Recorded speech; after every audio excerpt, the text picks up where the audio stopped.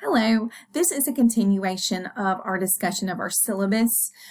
This short video is just going to overview some of our policies and procedures. One of the first things that I want to mention is reasonable accommodation. If any of you have a physical or learning disability that you need to have some accommodations made to our online course, you need to first contact Darla Lyons. She is located at our Jackson County campus. You can call or email her, and she will just let your instructors know very discreetly of any changes we need to make to our course to make it accommodate your learning process better. Now, make sure you contact her and register with Student Support Services in order for those changes to be made. Okay, probably one of the most important procedures that we need to discuss, and also our policy in regards to our procedure of taking attendance, is our attendance policy. As far as for online classes, it's a little different from lecture-based courses where you physically come to campus. As far as your attendance every week in our online course, I can see on Canvas how many hours you spend in the course and how many pages or modules that you view. You need to ensure that you print out that weekly checklist, you complete all those mandatory must-do activities, and I will see that you are participating in the course. Again, you need to view the assigned readings, handouts, videos, PowerPoint, slideshows, and also complete those assignments on their due dates, okay? Every Monday and every Friday, I'll provide an overview of those assignments so you do not forget them. And if you ever have questions about those due dates or assignments, please contact me.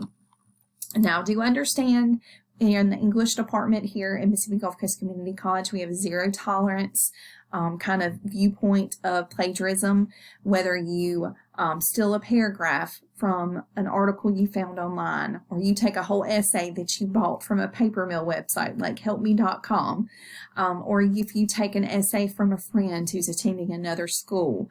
Those are all instances of plagiarism, and you would receive a 0 on that assignment. Please do your own work, learn from your strengths and weaknesses.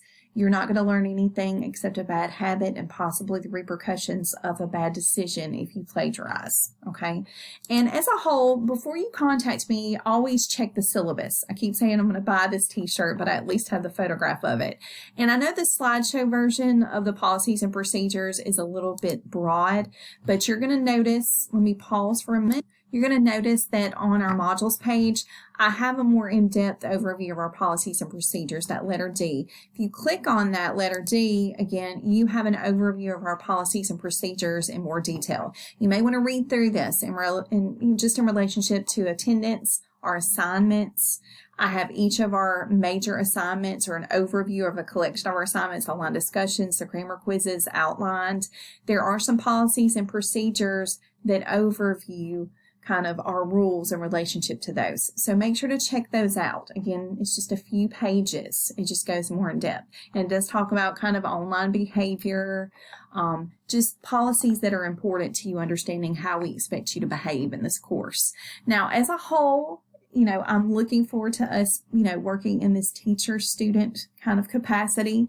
And I really encourage you to always contact me. Again, online, I know for some of you, it's kind of like you feel like there's this wall, but I want you to have an open door, okay, policy with me. Contact me however you may, and I will try my best to help you. And as a whole, I want you to enjoy this course and learn from it, and hopefully it will benefit your future. Thank you for taking the time to watch these videos, and I look forward to a wonderful semester with you. Thank you.